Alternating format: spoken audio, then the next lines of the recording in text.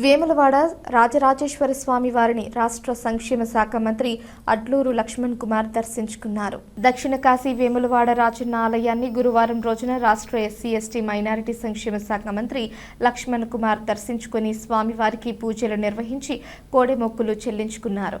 ఆయన రాక సందర్భంగా ఆలయ అర్చకులు అధికారులు పూర్ణ కుంభంతో ఘనంగా స్వాగతం పలికారు. కార్యనిర్వహణ అధికారి రాధాబాయి దర్శనాల అనంతరం స్వామివారి శేషవస్త్రం సమర్పించి ప్రసాదాలు అందజేశారు. ఆయన వెంట ఏఈఓ శ్రావణ్ కుమార్, పర్యవేక్షకులు శ్రీనివాస్ శర్మ, పరిశీలకులు నూగూరి నరేందర్, మహేష్ తదితరులు పాల్గొన్నారు.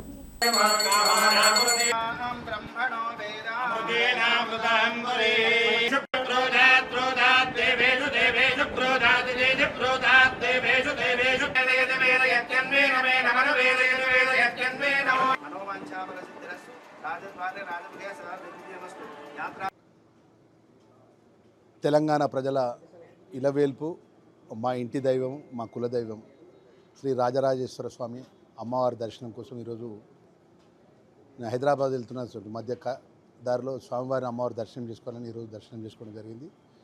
గత కొద్ది రోజుల నుంచి అకాల వర్షాలతోని రాష్ట్రం అంతా కూడా అనేక ప్రాంతాల లోపల వరదలతోని ప్రజలు తీవ్ర ఇబ్బందుల పాలవుతున్నారు.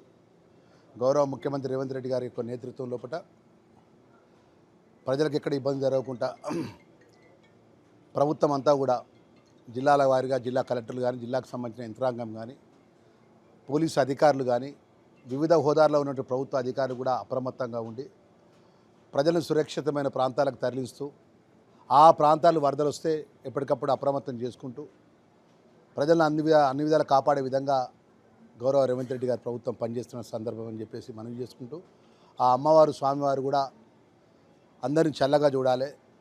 ఈరోజు అనుకోకుండా ఈ అకాల వర్షాలు, ఈ వరదల వల్ల ప్రజలకు ఎలాంటి నష్టం జరగకుండా ఈ ప్రాంతం అంతా కూడా ఆ అమ్మవారు స్వామివారు ఆశీర్వదించి అన్ని వర్గాల ప్రజలను కూడా చల్లగా చూడాలని చెప్పి రాష్ట్ర సోషల్ వెల్ఫేర్ మినిస్టర్గా గిరిజన శాఖ, డిజబుల్ సుమారు 4 శాఖలు